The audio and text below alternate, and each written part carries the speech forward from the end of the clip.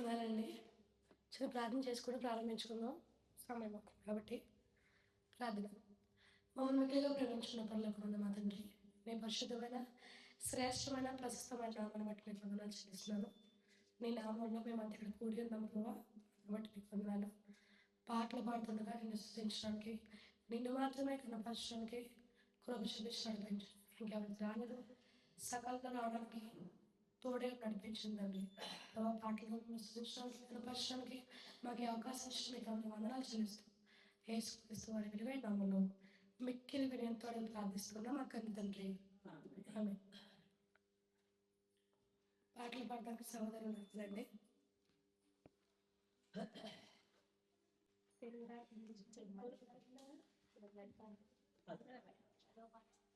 చిన్నకీర్తన పుస్తకం నుంచి 10వ కీర్తన పాడడం ద్వారా దేవుని స్తుతించుకొచ్చాం.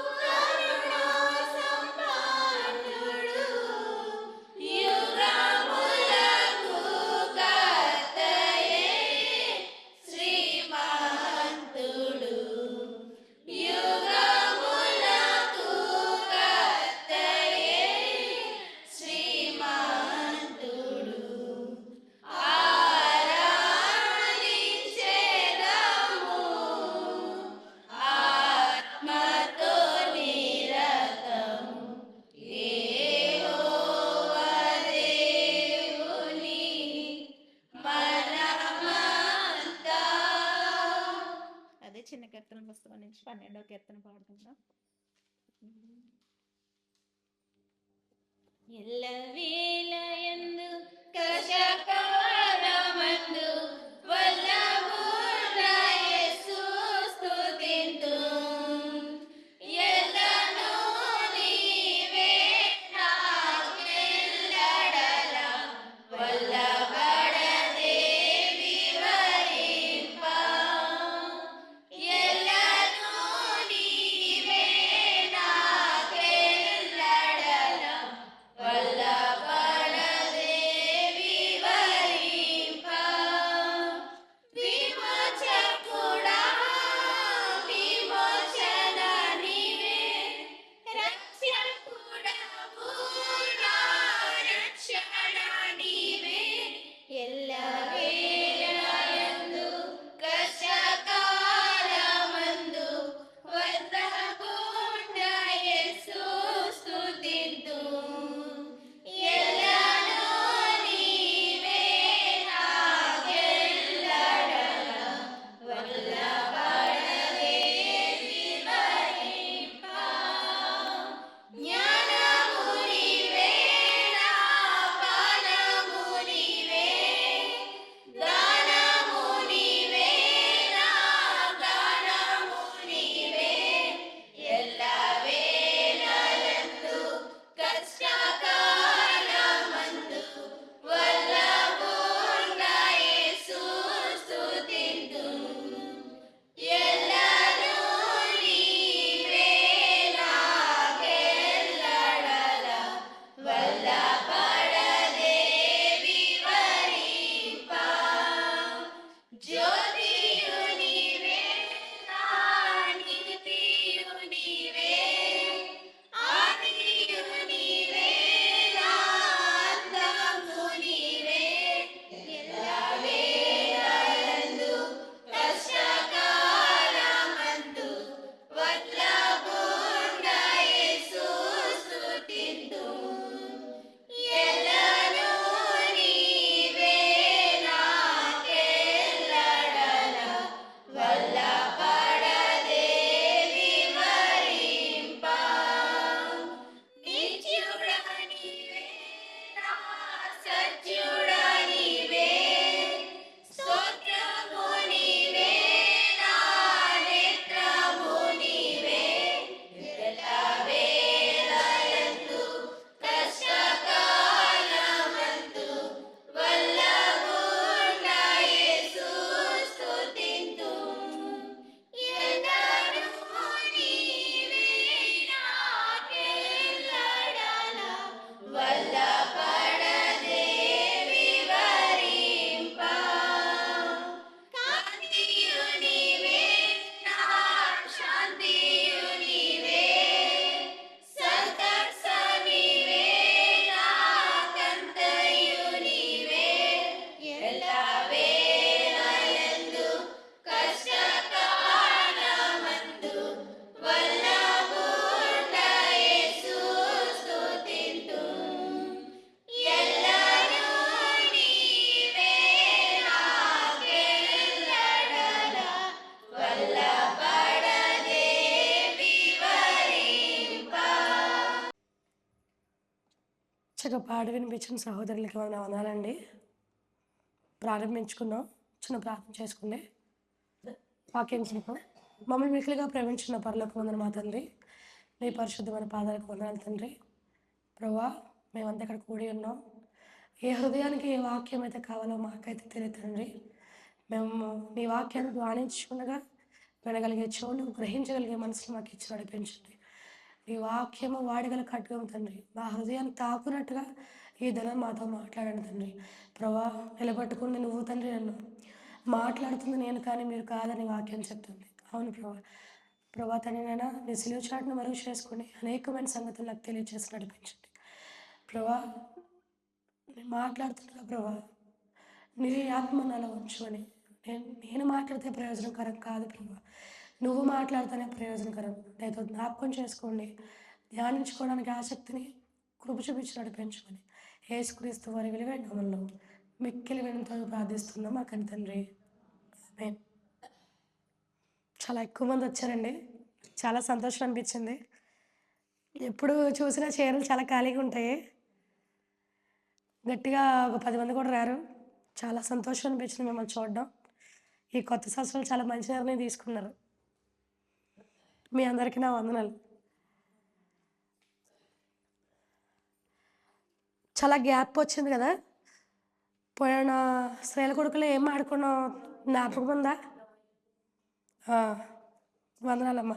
యోవేలు కోసం మాట్లాడుకున్నాం కదా! యోవేలు ఒక ధైర్యవంతురాలైన స్త్రీ. ఒక తెగువ కలిగిన స్త్రీ. దేవుడు ఆమెకి అంతటి అవకాశం ఇచ్చాడని మనం చెప్పుకున్నాం కదా! చాలా చెప్పుకున్నాం యోవేలు కోసం. అలాగే యోవేలుని దేవుడు ఎలాగైతే వాడుకున్నాడో, తనకొక అవకాశం ఇచ్చాడో, మన జీవితంలో కూడా దేవుడు మనకి చాలా అవకాశాలు ఇచ్చాడు. కానీ మనం ఉపయోగించుకోవట్లేదు. పోయిన 2025లో దేవుడు ఎంతగానో కాచి కాపాడి, ఈ 2026 ఫస్ట్ బుధవారం కదండి ఇది. ఫస్ట్ స్త్రీల కూడిక. దీంట్లో దేవుడు నిన్ను అడుగుపెట్టడానికి కృప చూపించాడు అంటే, అది కేవలం దేవుని కృపే. ఇక్కడ యాయేలుకి ఎలాగైతే ఒక అవకాశం ఇచ్చాడో, దేవుడు మన జీవితంలో ఒకటి కాదండి, చాలా అవకాశాలు ఇస్తున్నాడు. కానీ మనం దాన్ని వినియోగించుకోవట్లేదు. ఇదొక్క రోజు, ఒకరోజు, ఒక గంట, రోజులు గడిచిపోతున్నాయి, సంవత్సరాలు గడిచిపోతున్నాయి, కానీ మనం దేవునికి అనుకూలంగా జీవిస్తున్నామో లేదో ఒకసారి పరిశీలన చేసుకోవాలి. ఎందుకంటే సంవత్సరాలు గడిచిపోతున్నాయి కానీ మనం మాత్రం మారట్లేదు. రోజులు గడిచిపోతున్నాయి, సంవత్సరాలు గడిచిపోతున్నాయి కానీ మనం మాత్రం మారట్లేదు. మారకపోయినప్పటికీ దేవుడు చాలా కృపగలవాడు కాబట్టి, దయావాత్సల్యం గలవాడు కాబట్టి నీకు ఇంకో సంవత్సరాన్ని బహుమానంగా ఇస్తున్నాడు. దాన్ని దృష్టి ఉంచుకోండి. ఆయన నీకు ఒక బహుమానాన్ని ఇచ్చినప్పుడు మనం దాన్ని ఏం చేయాలండి? వినియోగించుకోవాలి కదా! మనకు ఒక అవకాశం ఇచ్చినప్పుడు దాన్ని వినియోగించుకోవాలి.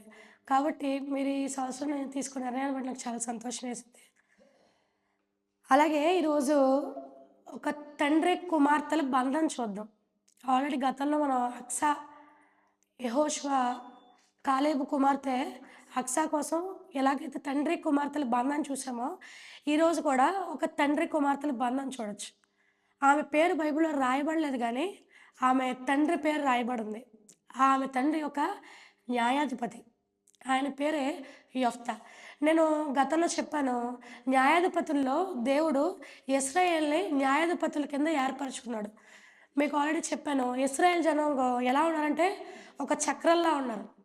అంటే పాపం చేయడం, మళ్ళీ దేవుడు వాళ్ళకి ఒక శ్రమ కానీ, లేకపోతే ఏదైనా కష్టం వచ్చినప్పుడు వాళ్ళ శ్రమల గుండా తీసుకెళ్ళినప్పుడు మళ్ళీ వాళ్ళు ఏమన్నారు లబోదిబోమని దేవుడి దగ్గర రావడం, దేవుడికి మొరపెట్టడం, మళ్ళీ దేవుడు మొరపెట్టినప్పుడు దేవుడు వాళ్ళ మొర ఆలకించి ఒక న్యాయాధిపతిని ఏర్పరచుకోవడం, ఆ న్యాయాధిపతి నుంచి వాళ్ళకి విమోచన కలుగు చేసి మళ్ళీ దేవుడి వైపు తిరిగేలా చేయలే. వాళ్ళకి ఎలాగైపోయిందంటే ఒక అలవాటుగా మారిపోయింది ఇశ్రాయేల్ జనాలకి. పాపం చేయడం, దేవుడికి మొరపెట్టడం, దేవుడు ఆలకించడం, దేవుడు మళ్ళీ వాళ్ళ శ్రమ నుంచి వాళ్ళని ఒక న్యాయాధిపతిని ఏర్పాటు చేసుకోండి, మళ్ళీ వాళ్ళ శ్రమ నుంచి వినిపించడానికి వీళ్ళకి ఎలా అయిపోయిందంటే ఇది ఒక అలవాటుగా మారిపోయింది. మన జీవితంలో కూడా కొన్ని కొన్ని అలవాటుగా మారిపోతూ ఉంటాయి. దేవుడు దాని నుంచి బయటపడతానికి నీకు చాలా అవకాశాలు ఇస్తాడు కానీ మనం దేవుడి వైపు లక్ష్య పెట్టం. ఇశ్రాయేల్ జనంగానే మనము ఉన్నాం కదండి. ఇశ్రాయేల్ జనంగానే మనం ఉన్నాం. చాలాసార్లు దేవుడు నువ్వు ఎన్ని పనులు చేసినప్పటికీ, దేవుడు దూరంగా ఉన్నప్పటికీ ఆయన నీ మీద ఖచ్చితంగా లక్ష్యం ఉంచుతాడు. ఆయన కోపం నిమిషం మాత్రమే ఉంటుందంట, కానీ ఆయన దయ మాత్రం ఆయుష్కాలము ఉంటుంది. అందుకని దేవుడు నశింపుపోనివ్వలేదు మనల్ని ఇంకా. అందుకనే కొత్త సంవత్సరంలో దేవుడు ఇంకా నీకు అవకాశాలు ఇస్తున్నాడంటే ఇశ్రాయేల్ జనంగా జీవించడానికి కాదండి. మనకు మాదిరిగా ఇక్కడ ఇశ్రాయేల్ జనాలను ఎందుకు ఉంచాడో వాళ్ళని బట్టి మనం నేర్చుకోవాలి. చాలా అనేకమైనవి యుగాంతం ముందు బుద్ధి చెప్పడానికి రాయించాడంట దేవుడు. కాబట్టి ఇశ్రాయేల్ జనం మనకి ఒక పాఠంలా ఉన్నారు ఈరోజు. చాలామంది ఎన్నో అవకాశాలు ఇస్తున్నప్పటికీ అది విడిచిపెట్టకుండా పాత తర్వాత జీవితంలోనే ఉంటూ వెనక్కి తిరిగి చూసుకోకుండా దేవుడు ముందుకు సాగుకోమని చెప్తుంటే మనం మాత్రం ఎక్కడున్నామంటే అక్కడే ఉన్నామండి.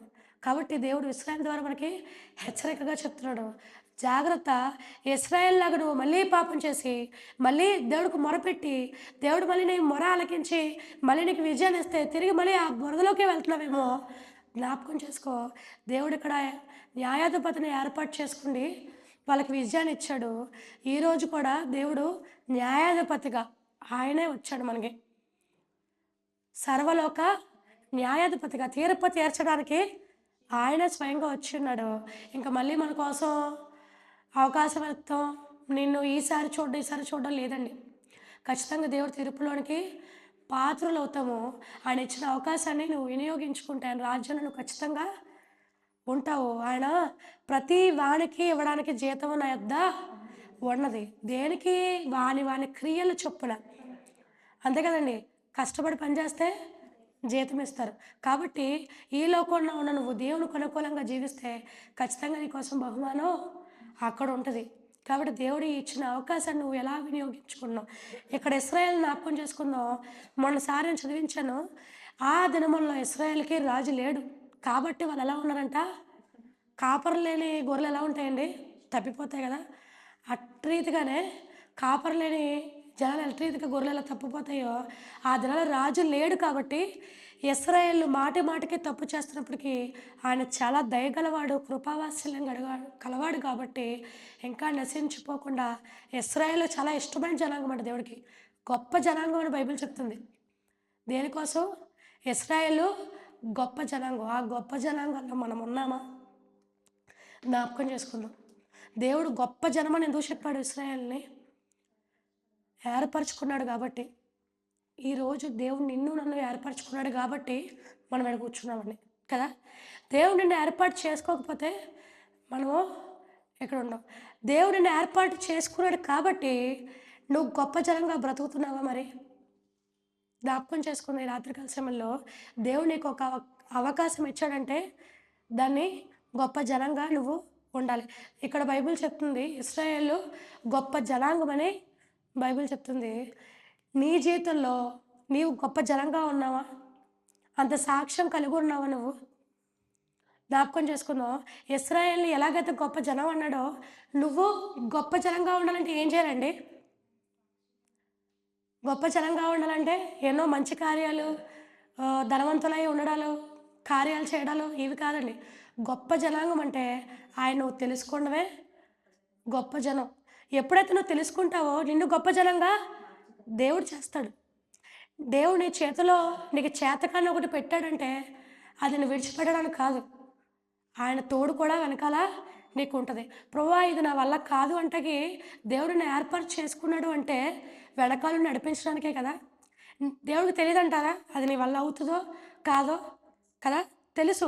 కానీ దేవునికి ఎందుకు ఒక అవకాశం ఇస్తాడంటే వెనకాల నేను నడిపించడం కోసమే. మోషే కూడా ఏమన్నాడు? నా వల్ల కాదు తండ్రి, నోటి మాంద్యం కలవాడు, నత్తివాడు, నన్ను మాట్లాడడం చేత కదా అన్నాడు. దేవుడు ఏమన్నాడు? నేను ఉంటాను. ఎప్పుడైతే దేవుడు నిన్ను ఏర్పాటు చేసుకుంటాడో, ఎన్నుకుంటాడో, ఒక అవకాశం ఇస్తాడో నడిపించగలగా సమర్థుడైన. కాబట్టి నీ భారం యావత్తు ఆయన మీద వేయాలి. ఎప్పుడైతే నువ్వు గొప్ప జనంగా చెయ్యాలో అప్పుడు దేవుడు నీకు తోడే ఉంటాడు. ఎప్పుడైతే దేవుడిని నువ్వు అంగీకరిస్తావో అప్పుడు దేవుడు నిన్ను గొప్ప జనంగా చేస్తాడండి. ఖచ్చితంగా చెప్తున్నాను. ఎప్పుడైతే నువ్వు దేవుడిని కలిగి ఉంటావో అప్పుడు దేవుడు నేను గొప్ప జనంగా చేస్తాడు. నా వల్ల కాదు, ఈ సంవత్సరంలో పోయిన సంవత్సరంలో ఎన్నో శ్రమలు పడ్డాను, నిందలు పడ్డాను, త్రోసివేయబడ్డాను, తృణీకరించాను అని బాధపడుతున్నావేమో జ్ఞాపకం చేసుకో. దేవుడు ఈ సంవత్సరంలో నీకు గొప్ప అవకాశాలు ఇస్తున్నాడు. ఆ అవకాశాన్ని పోగొట్టుకున్నావా? ఒకసారి ఆలోచన చేసుకో.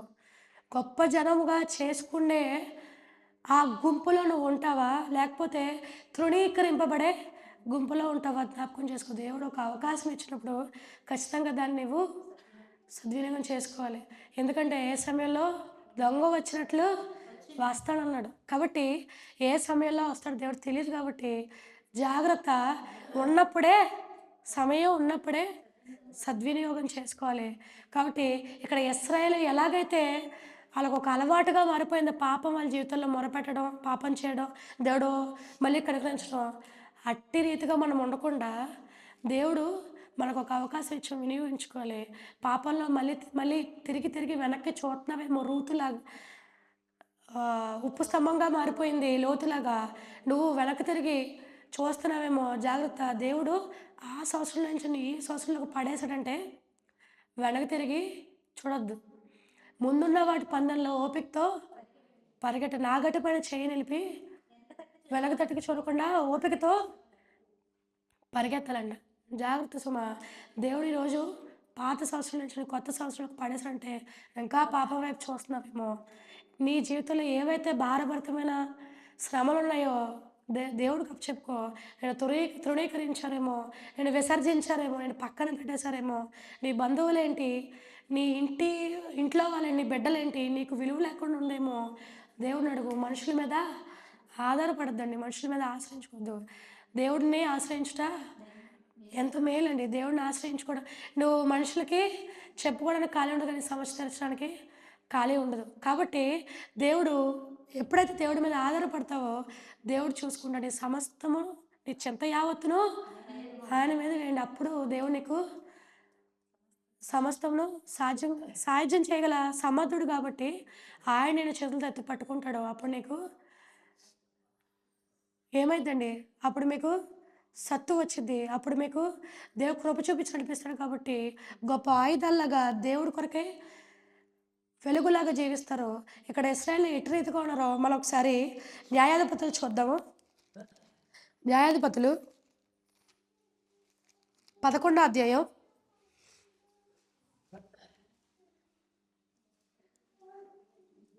'యెఫ్తా కుమార్తె' అండి. ఇక్కడ న్యాయాధిపతుల్లో యెఫ్తా కనిపిస్తాడు మనకి. చూద్దాం. గిలాదువాడని యెఫ్తా ఫస్ట్ నుంచి చూద్దామండి. న్యాయాధిపతులు 11వ అధ్యాయం. గిలాదువాడని యెఫ్తా పరాక్రము గల బలాఢ్యుడు, అతడు వేశ్య కుమారుడు. గిలాదు యెఫ్తాను కడెను. గిలాదు భార్య అతనికి కుమారులను కనగా వారు పెద్దవారై యెఫ్తాతో, నీవు అన్యస్త్రీకి పుట్టినవాడు గనుక మన తండ్రి ఇంటి నీకు స్వాస్యం లేదు. ఇక్కడ యెఫ్తా ఎవరంటే అన్యస్త్రీకి పుట్టినవాడు.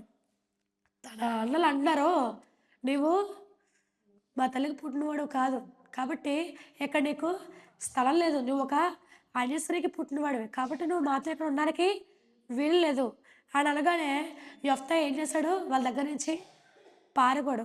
ఎప్పుడైతే నీ స్వజనులు నేను దూషిస్తారో, నీ దగ్గర నుంచి నేను హేళి చేసి నిన్ను దూరపరుస్తారో జాగ్రత్త. అప్పుడు దేవుడు నీకు ఒక అవకాశం ఇస్తాడని గుర్తుపెట్టుకో. ఇక్కడ యెఫ్తా వాళ్ళతో వాదించలా, గొడవ పడలా.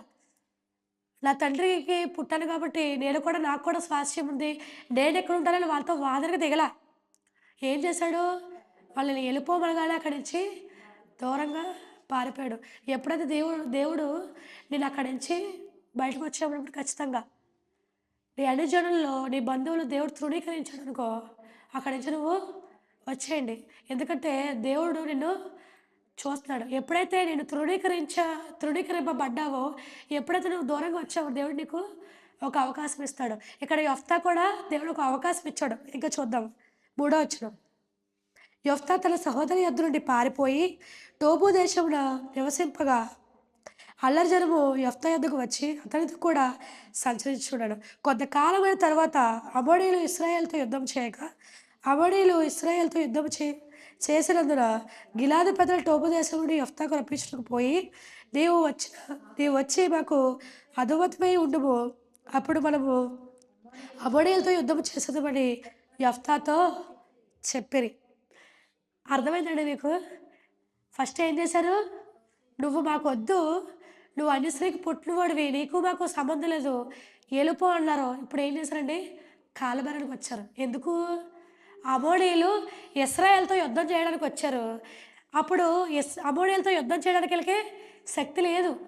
అప్పుడు ఎవరు కావాల్సి వచ్చారు, యెఫ్తా కావాల్సి వచ్చారు. మనం స్టార్టింగ్లో చదువుకున్నాం, యెఫ్తా లాంటి వాడంట పరాక్రము గల బలాఢ్యుడు. ఈ యుద్ధానికి యెఫ్తా కరెక్ట్గా సూట్ అవుతాడని వీళ్ళ పెద్దలందరూ ఏం చేశారు, ఆలోచన చేసుకున్నారు. ఏమని, యెఫ్తా అయితే కరెక్ట్గా సరిపోతాడు, మనం వెళ్ళి యెఫ్తాని పిలుద్దాము అనగానే మిగతావాళ్ళు అనుకుంటారు అనమాట, అయ్యో మనం తరివేశాం కదా యెఫ్తాని వద్దని, మళ్ళీ వస్తాడా అంటే పిలుద్దాము వెళ్ళి, అప్పుడు యెఫ్తా ఏమన్నాడో చూద్దామని చెప్పి వెళ్ళారనమాట. ఇప్పుడు ఏమైంది, ఎప్పుడైతే నేను తృణీకరించబడ్డాడో వాళ్ళే అడగొచ్చారు, నీ కాళ్ళ దగ్గరకు వచ్చాడు. జాగ్రత్త. ఎప్పుడైతే నీ బంధువులేంటి ఎప్పుడైతే నేను తృణీకరిస్తారో, నీకు అడ్డు చెప్తారో, నిన్ను పక్కన పెట్టేస్తారో, నీకు హేళన చేస్తారో, వాళ్ళకే ఒకానొక దినాన నువ్వు అవసరం వస్తావు. అందుకనే పెద్దవాళ్ళు అంటారు కదా, యా- విసిరేసిన అయితే మళ్ళీ తోసివేస్తే మూలకు తలరాయి. ఎప్పుడైతే నువ్వు పక్కన పెట్టేస్తావో ఆడికి నీకు అంటారు పెద్దలు, ఎప్పుడైనా ఎవరిని తక్కువ చేయకు. ఎందుకంటే ఏదో ఒక దినాన వాడు అవసరం వస్తాడు. అప్పుడు దేవుడు పక్కన పెట్టాడని, లేకపోతే నేను తృణీకరించానని, నేను గెంటానని నువ్వు బాధపడొద్దు. దేవుడు చూస్తాడు ఖచ్చితంగా. ఆయన కనుదృష్టి లోకమంతా సంచారం చేస్తుంది. నువ్వేం చేస్తున్నావు ఖచ్చితంగా దేవుడు, నీ మనోవ్యాధులు ఉందా, నీకు శ్రమలు ఉన్నాయి, నీకు ఆర్థిక ఇబ్బందులు ఉన్నాయా, ఖచ్చితంగా దేవుడు చూస్తాడు. కాబట్టి ఇక్కడ ఈ యెఫ్తాను కూడా దేవుడు చూశాడు. అందులో వెళ్ళిపోమన్నప్పుడు, తృణీకరించినప్పుడు, గెంటేసినప్పుడు అక్కడి నుంచి వివాదాలు ఏం పెట్టుకోవాలి, గొడవలు పెట్టుకోవాలి. అక్కడి నుంచి ఏం చేశాడు, పారిపోయాడు. కొన్ని సంవత్సరాలు అయిన తర్వాత వారే కాళ్ళకాడికి వచ్చారనమాట. ఎప్పుడైతే నీ జీవితంలో నువ్వన్నీ కోల్పోయావు అనుకుంటావో, దేవుడు ఖచ్చితంగా నీకు ఒక అవకాశం ఇస్తాడు. ఎవరైతే నిన్ను పక్కన పెడతారో వాళ్ళకి నువ్వు ఏదో ఒక దినాన నీ విలువ తెలిసే అవకాశం వస్తది. కాబట్టి వివాదాలకు పోతారేమో, గొడవలు పెట్టుకుంటారేమో, జాగ్రత్త. ఇక్కడ యెఫ్తా మనకి మాదిరికరంగా ఉన్నాడు. ఎప్పుడైతే నువ్వు విసర్జించబడతావో దేవుడి మీద భారమయ్యి దేవుడిని అడుగు, ఖచ్చితంగా దేవుడు నీకు అవకాశం ఇస్తాడు. నీ విలువ కూడా తెలుసుకునే రోజు ఒకటి ఉంటుందని జ్ఞాపకం ఉంచుకోవాలి మనం. చూద్దాము 7వ వచనం. అందుకు యెఫ్తా, మీరు నా యందు పగబట్టి నా తండ్రి ఇంటి నుండి నన్ను తోలివేసితే, ఏమంటాడు, నా మీద పగబట్టారు, ఏం చేశారు, నన్ను తోలేశారు. ఇప్పుడు అంటున్నాడు, ఇప్పుడు ఏమైంది, యెఫ్తా టైం కదా, ఇప్పుడు ఏమనొచ్చు, మీకు నేను అవసరం వచ్చానా, ఇప్పుడు అప్పుడు నన్ను గెంటేశారే, ఇప్పుడు మీకు అవసరం వచ్చానా. బాల్ ఎవరి చేతిలో ఉంది, యెఫ్తా చేతిలో ఉంది కదా. ఖచ్చితంగా మామూలుగా ఒక మాట చెప్పాలంటే ఇప్పుడు అంటారే జుట్టు నా చేతిలో ఉందంటారే, అలాగా ఇప్పుడు యెఫ్తాకి అవకాశం వచ్చింది. అప్పుడు ఏం చేయొచ్చు, మామూలుగా మన మానవ సహజం మనలో మనం మాట్లాడుకుందాం. ఒక రకంగా ఇదే అవకాశం మనకు వస్తే ఏమంటామండి, బోలు మాట్లాడుతున్నాం కదా, ఆ రోజు తోలేసావు కదా, ఇప్పుడు నేను నీకు అవసరం వచ్చానా, నీ దిక్కున్న చోటు చెప్పుకో అని చెప్పి ఎన్నో అంటామండి కదా. కానీ యెఫ్తా దేవుడిని భయభక్తులు గలవాడు కాబట్టి అటు ఇదిగా మాట్లాడలేదు. చూద్దాం.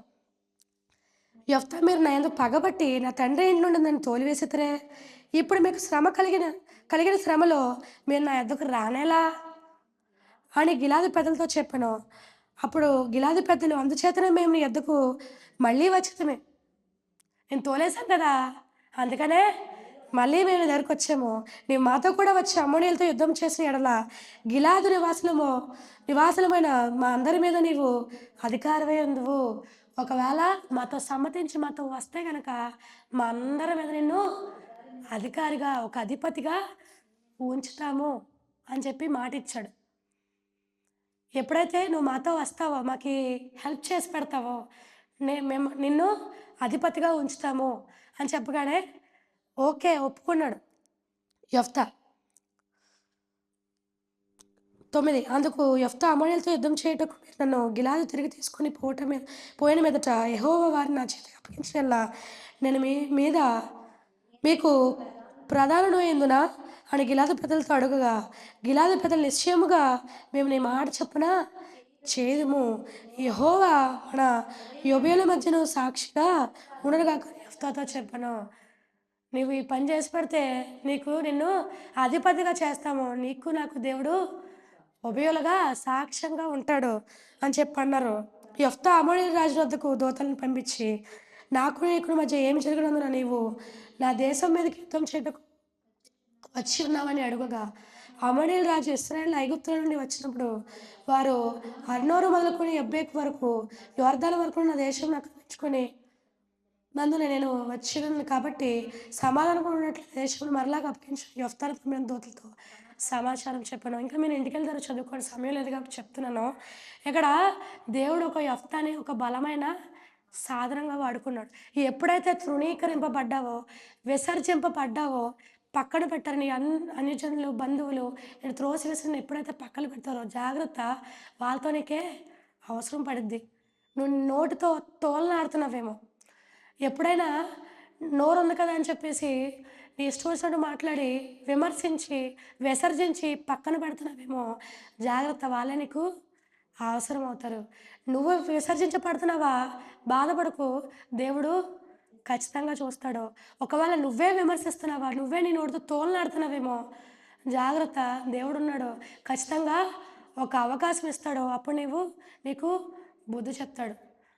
కాబట్టి మనం భూమి మీద ఉన్నాము. ఆయన ఆకాశమందున్నాడు. కాబట్టి అక్కడి నుంచి దేవుడు ఖచ్చితంగా చూస్తాడు.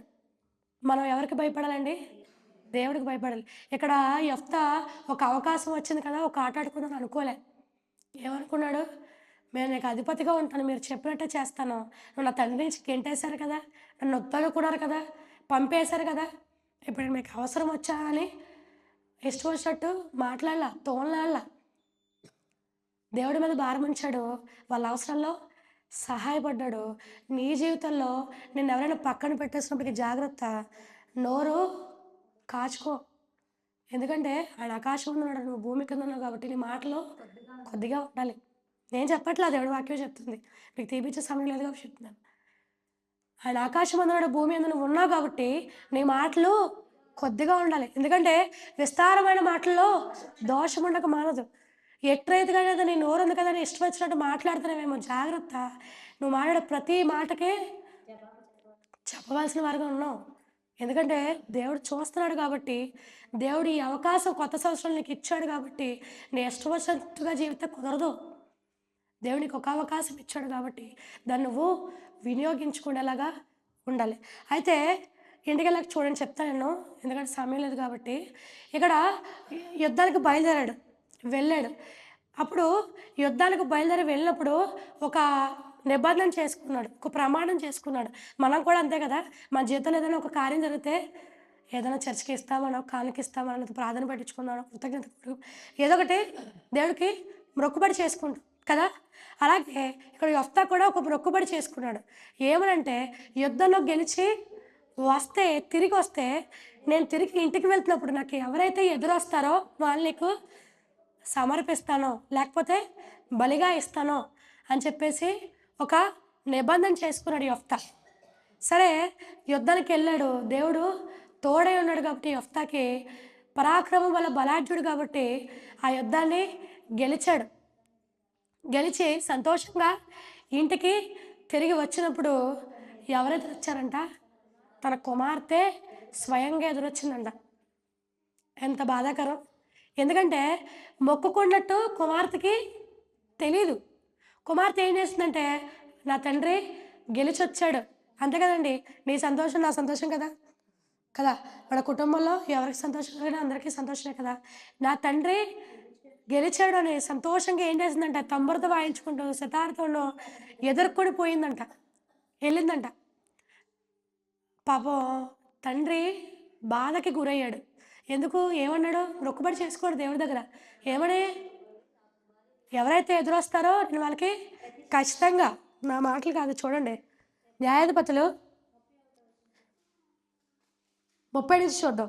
అప్పుడు యెఫ్తా యెహోవాకు మొక్కుకొనెను. ఎట్లనగా, నీవు నా చేతికి అమ్మోనీయులను నిశ్చయముగా అప్పగించగల నేను అమ్మోనీయుల యొద్ద నుండి క్షేమముగా తిరిగి వచ్చినప్పుడు నన్ను ఎదుర్కొనుటకు నా ఇంటి ద్వారం నుండి బయలుదేరి వచ్చినదేదో అది యెహోవాకు ప్రతిష్ఠితమగును మరియు దహన బలిగా దాన్ని అర్పించదను. అప్పుడు యెఫ్తా అమ్మోనీయులతో యుద్ధం చేయటకు వారి యొద్ద నుండి సాగిపోయినప్పుడు యెహోవా అతని చేతికి వారందరిని అప్పగించెను గనుక అతడు వారిని ఇంకా 34 చూద్దాం. యెఫ్తా మిస్పా నుండి తన ఇంటికి వచ్చినప్పుడు అతని కుమార్తె తంబురతోనూ నాట్యముతోనూ బయలుదేరి అతన్ని ఎదుర్కొనెను. ఆమె గాక అతని మగ సంతానమేమియూ లేదు. ఆమె ఒక్కదే ఏకైక కుమార్తె యెఫ్తాకి. 36 ఆమె నా తండ్రి 35 చూద్దాం. కాబట్టి అతడు ఆమెను చూచి తన బట్టలు చింపుకొని, అయ్యో నా కుమారి, నీవు నన్ను బహుగా కృంగజేసితివి. నీవు నన్ను తల్లడింప చేయువారిలో ఒక దానమైతివి. నేను యెహోవాకు మాట ఇచ్చున్నాను, నేను వెనుక తీయను. ఏమన్నాడు? అయ్యో నా కుమారి ఏడుస్తున్నాడు. విజయం పొంది వచ్చాడు కానీ బాధే, నిరాశే మిగిలింది యెఫ్తాకి. నీ జీవితంలో ఎప్పుడైనా నిరాశ పడుతున్నావేమో జాగ్రత్త. దేవుడు చూస్తాడు ఖచ్చితంగా. నీ నిరాశను దేవుడు తీసివేయడానికి ఖచ్చితంగా దేవుడు ఎల్లవేళ సిద్ధంగానే ఉంటాడు. ఇక్కడ నిరాశపడ్డాడు, చాలా బాధపడ్డాడు. నన్ను కృంగజేసేతివి, నన్ను తలడిల్లిపోయేదానిగా ఒకదానివైతివి నువ్వు అంటున్నాడు. ఎందుకు బాధపడుతున్నాడో కుమార్తెకు తెలియదు. ఎందుకంటే మొక్కుబడి చేసుకున్నట్టు కుమార్తెకు తెలియదు కదా. అయ్యో నా కుమారి ఎందుకు ఇలా చేసావు నువ్వు, ఏమైంది తండ్రి అని అడుగుతుంది. నాన్న ఏమైంది నాన్న అంటే, నేను యెహోవాకి మొక్కుబడి చేసుకున్నాను, నేను వెనక్కి తీయలేను, నేనేమీ చేయను అన్నప్పుడు చక్కగా మాట్లాడుతుందండి కుమార్తె. చూద్దాం ఒకసారి. ఆమె నా తండ్రి యెహోవాకు మాట ఇచ్చి ఉంటవా, నీ నోటి నుండి బయలుదేరిన మాట చొప్పున నాకు చేయము. యెహోవా అనే శత్రువునైన అమోనీయుల మీద పగ తీర్చుకొని ఉన్నాడని ఆయనతో చెప్పాను. ఏమనుంది, తండ్రి నువ్వు ఎలాగైతే దేవుడి దగ్గర మొక్కుబడి చేసుకున్నావో అలాగే చేయమని. ఎంత చక్కగా మాట్లాడిందండి. ఇప్పుడు కుమార్తె ఎలాగున్నారండి, మాటిచ్చావా, ఎవరిని అడిగిచ్చావా, నాకు చెప్పి చేసావా నువ్వు, నీ ఇష్టమైపోయిందా, నా జీవితం నా చేతుల్లో ఉండదా. ప్రజెంట్ అలాగే ఉన్నారండి కదండి ఆడపిల్లలు. నాకు తెలిసి ఇక్కడ యెఫ్తా కుమార్తెకి ఒక 14-16 వయసు ఉంటుంది. ఇక్కడ ఆమె పేరు రాయబడలేదు, వయసు కూడా రాయబడలేదు. ఆమె 14 నుంచి బైబిల్ పండితులు చెప్తారు 14-16 వయసు ఉంటుందంటే ఆమె 10th అయి ఉంటుందేమో, మన వాడుక భాషలో 10వ తరగతి అయి ఉంటుందేమో. ఇప్పుడు ఉన్న యవనస్తుల పిల్లలకి ఎక్కువగా దేనికి గురవుతారు, ఆకర్షణే కదా. ఏది చూసినా సరే ఇష్టపడుతూ ఉండడం, ఆకర్షణకు గురవుతారు. తండ్రి మాట వినరు కదా, తల్లిదండ్రుల మాట లెక్క చేయరు, వాళ్ళ ఇష్టానుసారంగా జీవిస్తారు. యవనస్తులు ఈ లోకంలో, ఈ సమాజంలో అలాగే ఉంటారండి. కానీ ఇక్కడ యెఫ్తా చక్కగా మాట చెప్తుంది ఆమె కుమార్తె, నా తండ్రి నువ్వు యెహోవాకే మాట ఇచ్చున్నావా అలాగే చెయ్యి. ఇక్కడ కూర్చున్న యవనస్తుల బిడ్డలు కూడా నేను చెప్తున్నాను, జాగ్రత్త, నీ తల్లిదండ్రులకి విధేయులై ఉండాలి. ఎఫెసీ చెప్తుంది, నువ్వు దీర్ఘాయుష్మై ఉండాలంటే పిల్లలారా నీ తల్లిదండ్రులకి విధేయులై ఉండు, ఇది ధర్మం. ఖచ్చితంగా ఎప్పుడైతే నీ తల్లిదండ్రులకు విధేయులు ఉంటావో దేవుడు నీకు దీర్ఘాయుష్షు ఇస్తాడు. చాలామంది యవనస్తులు చాలామంది పాడైపోతున్నారండి. అలా 16 వయసు అంటే ఏం తెలిసి ఉంటుందండి ఆ పిల్లలకి కదా. ఆకర్షణకి గురవడం తప్ప దేవుడు యందు భయభక్తులు ఉండవు. కానీ ఆమె పెంపకం అలాంటిది. ఇక్కడ తల్లిదండ్రులుగా కూడా మనం కూడా ఉన్నాము. జాగ్రత్త, నీ బిడ్డలు ఎలా పెంచుతున్నావు నువ్వు, దేవుడు యందు భయభక్తులు పెంచుతున్నావా. చిన్నప్పటి నుంచే వాళ్ళ దేవుడి మాటలో వాళ్ళ హృదయంలో నాటేస్తున్నావా నువ్వు, దేవుడి కోసం పరిచయం చేస్తున్నావా చిన్నప్పటి నుంచే. పరిచయం చేస్తే అప్పుడు వాళ్ళు ఎలాగుంటారండి, దేవుడి కోసం బలమైన బాణాల్లాగా ఉంటారు. అప్పుడు దేవుడు ఖచ్చితంగా బాణాలని వాడుకుంటాడు. తల్లిదండ్రులుగా బాధ్యత మనకు కూడా ఉంది. యెఫ్తా నుంచి మనం నేర్చుకోవాలి. ఒక తండ్రి ఎట్రీతిగా కుమార్తెను పెంచాలో యెఫ్తా నుంచి నేర్చుకోవాలి మనం. అక్కడ యెఫ్తా మంచి రీతిగా పెంచాడు కాబట్టి, దేవుడు అందు భయభక్తి కలగా పెంచాడు కాబట్టి ఇక్కడ చక్కగా మాట్లాడుతుంది, తండ్రి నీకు ఇష్టం వచ్చినట్టు చెయ్యి, ఎలాగైతే నువ్వు తండ్రికి మాట ఇచ్చావో అలాగే చెయ్యి. విధేయత చూపించింది కదా, లోబడింది. కానీ ఈ రోజు పిల్లలు అలా లేరండి, లోబడట్లేదు, ఎదురు సమాధానం చెప్తున్నారు. జాగ్రత్త, పైన దేవుడు చూస్తాడు కాబట్టి జాగ్రత్త, దేవుడికి అనుకూలంగా జీవిస్తున్నా లేదా ఎవడొస్తారా జ్ఞాపకం చేసుకోండి. నువ్వు సన్నిధికి వస్తే నీ బిడ్డలు రావట్లేదేమో, తల్లి నువ్వు కూడా జ్ఞాపకం చేసుకో, తల్లిదండ్రులుగా నీకు కూడా బాధ్యత ఉంది. కాబట్టి నీ బిడ్డలు ఎట్రీతిగా జీవిస్తున్నారో వాళ్ళు ఎలాగైతే పెంచాల్సిన బాధ్యత నీ మీద ఉంది. ఎందుకంటే దేవుడు చూస్తాడు కాబట్టి నువ్వు ఎలాగైతే పెంచుతావో నీ బిడ్డలు ఖచ్చితంగా అలాగే ఉంటారు. చిన్నప్పటి నుంచే విత్తావనుకో అప్పుడు దేవుడు ఖచ్చితంగా మొలిపిస్తాడు. నువ్వు దేవుడు మాటలు వెయ్యి నీ బిడ్డ హృదయంలో, అప్పుడు దేవుడు ఖచ్చితంగా ఫలింపజేస్తాడు. ఎప్పుడైతే మొక్కుకున్నాడో ఆ మొక్కుబడినట్టు నాకు ఎలాగైతే నువ్వు మొక్కును అలాగే జరిగించినప్పుడు ఆమె ఒప్పుకుంది. కానీ ఏమందంటే, నాకు 2 నెలల్లో టైం ఇవ్వి నాన్న, నేను వెళ్ళి మా ఫ్రెండ్స్తో వెళ్ళి దేవుడికి ఇప్పుడు ఎప్పుడైతే ఆయన ప్రతిష్ఠించుకోవడం మొక్కుకున్నాడో దేవుడికి నువ్వు ఇవ్వాలి అనుకున్నప్పుడు నువ్వేం చేయాలి, ముందు రెడీ అవ్వాలి కదా. దేవుడికి ఇష్టమైన జీవితం జీవించడానికి నువ్వు సిద్ధపడగలుగున్నాడు కాబట్టి 2 నెలల టైం అడిగింది ఆ కుమార్తె. నాన్న నీ ఇష్టం వచ్చినట్టు చెయ్యి, కానీ నాకు 2 నెలల సమయం ఇవ్వి. సమయం ఇస్తే అప్పుడు నేను మళ్ళీ తిరిగి నీ దగ్గరికి వస్తాను. నీకు ఇష్టం వచ్చినట్టు దేవుడికి సమర్పించుకో అంది. అట్టి రీతిగానే 2 నెలలు సమయం తీసుకుంది. తిరిగి తండ్రి దగ్గరికి వచ్చింది. తండ్రి అట్టి రీతిగానే దేవుడికి మాట ఇచ్చినట్టుగానే, అంటే బలిచ్చాడని కాదు, ఎందుకంటే ఆయన నరబలిని కాడు. విరికి నలిగిన మనసే ఆయనకి ఇష్టమైన బలి. ఆయన అడిగేది నీ మనసును కానీ నేను కాదు కదా. విరికి నలిగిన మనసే ఆయనకి ఇష్టమైన బలి. ఆయన నీ మనసే అడుగుతున్నాడు కానీ నరబలిని ఆయన కోరడు. ఇక్కడ బైబిల్ పండితులు అంటారు చాలామంది బలి ఇచ్చేశాడని. కొంచెంమంది అంటారు యెహోవాకి ప్రతిష్ఠించాడు కాబట్టి ఇంకా ఆమె కొరకు ఆ దేవుని కొరకు ఆమె ఇంకా జీవిస్తుంది తన తండ్రిని వదిలి అని చెప్పి చాలామంది అంటారు. కానీ ఎప్పుడైతే నువ్వు దేవునికి ప్రతిష్ఠించుకుంటావో, ఎప్పుడైతే నీ జీవితాన్ని దేవుడికి ఇస్తావో, ఆయన చేతుల్లో పెడతావో, ఖచ్చితంగా ఆయన నిన్ను చూస్తాడు. ఎప్పుడైతే తండ్రి మాటకి ఎదురు చెప్పలా, లోబడింది, తండ్రికి చెప్పినట్టు చేసింది, దేవుడు ఆమెను ప్రతిష్ఠించుకున్నాడు. దేవుడు ప్రతిష్ఠించుకునే లిస్ట్లో మనము ఉన్నామా? ఆలోచన చేసుకుందాం ఈరోజు. దేవుడు ఒక ప్రణాళికలో ఒక నిబంధనతో నిన్ను ఇక్కడ కూర్చోబెట్టాడంటే నీవు ఆయనకి సమర్పించుకుంటున్నావా? నువ్వు నిన్ను సిద్ధం చేసుకుంటున్నావు. ప్రతి ఆదివారం సన్నిధికి వస్తున్నావు కానీ వెంటనే వెళ్ళిపోతున్నామేమో. మనల్ని మనం ఆలోచన చేసుకుందాం. దేవుడిని ఏర్పాటుకే ఇక్కడ కూర్చోబెట్టాడంటే నీ మీద ప్రణాళిక ఉంది కాబట్టి ఎప్పుడైతే నువ్వు దేవుడికి సమర్పించుకుంటావో అప్పుడు నేను ఖచ్చితంగా వాడుకుంటాడండి. వాడబడే పాత్రగా మనం ఉందామా? విడిచిపెట్టబడే పాత్రగా ఉందామా? జ్ఞాపకం చేసుకుందాం. ఆయనకి సజీవ యాగంగా ఎప్పుడైతే నువ్వు సమర్పించుకుంటావో ఖచ్చితంగా ఆయన నిన్ను వాడుకుంటాడు. అలాగే యోసేపు కూడా యవనస్తుల్లో పాపాన్ని విడిచి పరిగెత్తాడంట. ఫరో భార్య బలవంతం చేసినప్పుడు ఏం చేశాడు? పరిగెత్తాడంట. యవనస్తులు ఈరోజు కూడా పాపం నుంచి పరిగెత్తాలండి. ఎందుకంటే దేవుడు చూస్తున్నాడు కాబట్టి ఖచ్చితంగా పాపం నుంచి పరిగెత్తాలి. ఎప్పుడైతే నువ్వు దేవుని ప్రతిష్ఠించుకుంటావో అప్పుడు దేవుడు నీకు తోడుగా ఉండి నిన్ను వాడుకోవడానికి, నిన్ను నడిపించడానికి, నీకు సహాయపడడానికి ఆయన సమర్థుడై ఉంటాడు. ఎప్పుడైతే నువ్వు ఆయన మార్గాల్లో నడుస్తావో, ఎప్పుడైతే ఆయనకి ఇష్టమైన రీతిగా నువ్వు జీవిస్తావో ఖచ్చితంగా దేవుడు నిన్ను వాడుకుంటాడు. ఇక్కడ యెఫ్తా కుమార్తెలో మనం ఇన్ని క్వాలిటీస్ చూస్తున్నాం కదండి. తండ్రికి లోబడిన బిడ్డగా చూసాం మనం. ఒక తండ్రి ఎట్టి రీతిగా కుమార్తెను పెంచాలో యెఫ్తాను చూసాము. అలాగే ఒక కుమార్తె, ఒక యవనస్తుడు ఎట్టి రీతిగా జీవించాలో ఒక తండ్రిని చూసాం. ఇక్కడ తండ్రి ప్లేస్లో మన పరలోకమైన తండ్రి ఉన్నాడని మనం ఆలోచన చేయాలి.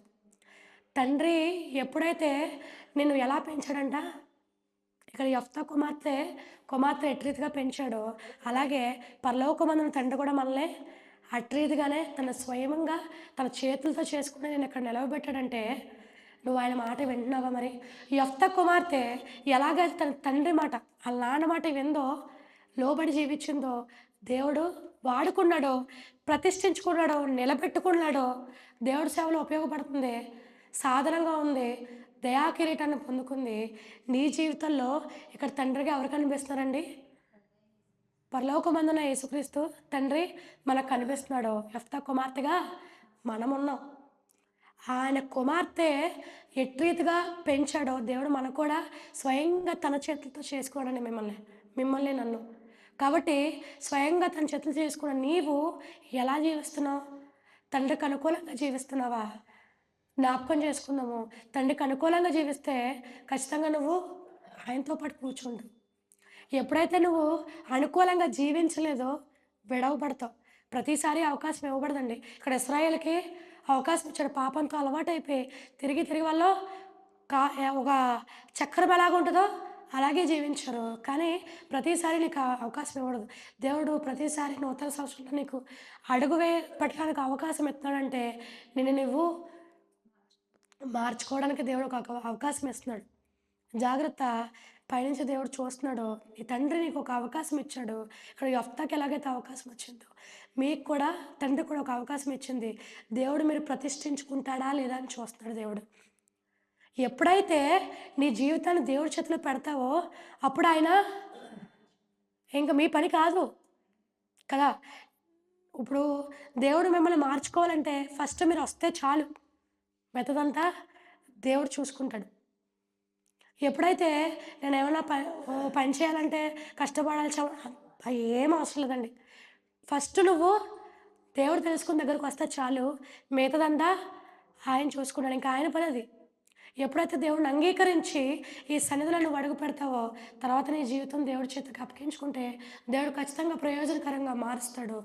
ఈరోజు ఈ రాత్రికాల సమయంలో దేవుడు నీతో మాతో మాట్లాడుతున్నాడు.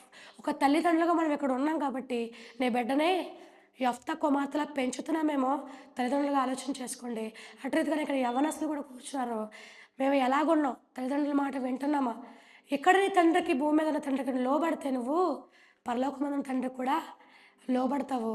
ఎప్పుడైతే ఆయనకి లోబడి జీవిస్తావో అప్పుడు దేవుడు నీకు అక్కడ బహుమానం ఇస్తాడు. ఎక్కడ బహుమానాలు కాదండి. దేవుడిచ్చే దయాకిరీటాన్ని పొందుకోవడానికి నువ్వు సిద్ధంగా ఉన్నావా? ఆలోచన చేసుకుందాం. యెఫ్తాని తృణీకరించారు. నీ జీవితంలో నీ బంధువులు కూడా తృణీకరించారేమో, నిన్ను పక్కన పెట్టారేమో, నీ నోటి మాటలతో నిన్ను పక్కన పెట్టేసి తోలనాడి నిన్ను గెంటి వేశారేమో, జ్ఞాపకం చేసుకో. దేవుడు కూడా నిన్ను చూస్తాడు. ఆళ్ళే నీకు ఒక అవకాశం ఇవ్వడానికి దేవుడు రెడీగా ఉన్నాడు. జ్ఞాపకం చేసుకో. ఈరోజు దేవుడికి నువ్వు అవకాశం ఇచ్చినప్పుడు నువ్వు వినియోగించుకునే దానిగా ఉన్నావా? విసర్జించుకునే దానిగా ఉన్నావా? జ్ఞాపకం చేసుకో. అలాగే బిడ్డలు కూడా యవ్వనస్తులు కూడా జ్ఞాపకం చేసుకోండి. నీ తల్లిదండ్రులకు నువ్వు లోబడి ఉంటున్నావా? దేవుడు అన్నీ చూస్తున్నాడు. నువ్వెవరితో మాట్లాడుతున్నావు? ఏం చేస్తున్నావు? ఫోన్ ఉపయోగిస్తున్నావా? వాక్యం వింటున్నావా? దేవుడికి లోబడి ఉంటున్నావా? బైబిల్ చదువుకున్నావు? ప్రార్థన చదువు. ప్రతీది నువ్వు కూర్చునుట, నువ్వు లేచుట కూడా దేవుడికి తెలుసు. చెప్తుంది కీర్తన 139లో ఆయన ప్రతీదీ పరిశీలన చేస్తాడంట. నేను కూర్చున్నట్టు, నేను లేచుట, పండుకొనడం అన్నీ దేవుడికి తెలుస్తాయి. నీకు తెలిసే ఉన్నాయి.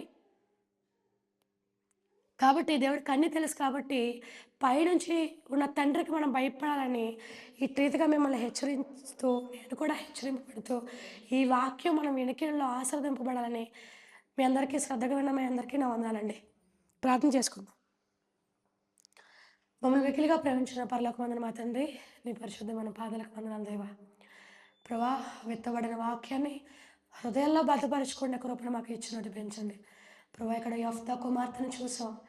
ఒక బిడ్డ ఎటు రీతిగా ఉండాలి, ఒక బిడ్డని ఎటు రీతిగా పెంచాలి, ఆ బిడ్డ ఎటు రీతిగా జీవించాలి అనేది ఒక మాదిరికరంగా మా ముందు ఉంచావు ప్రభా. మేము యెఫ్తా కుమార్తెను ధ్యానం చేసుకుంటుండగా మేము ఎలాగున్నాము, ఒకవేళ లేమేమో ఈ దినం ఈ సమయంలో మమ్మల్ని మేము తీర్మానించుకోవడానికి కృప చూపించండి.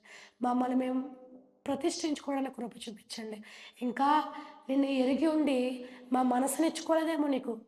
మేము వస్తున్నాం కానీ మా మనసు నీకు అనుకూలంగా లేదేమో. దేవా, ఈ దినము జ్ఞాపకం చేసుకో. మమ్మల్ని మేము సమర్పించుకుంటున్నాం నీకు. మా హృదయాన్ని సమర్పిస్తున్నాం. మమ్మల్ని ప్రతిష్ఠించుకో దేవా. మమ్మల్ని నీ సేవలో వాడుకో. మమ్మల్ని బలమైన సాధనంగా వాడుకొని ఎవరైతే ఈ రాత్రికాల సమయంలో అడుగుతున్నారో ప్రతి ఒక్కరిని జ్ఞాపకం చేసుకో ప్రభా.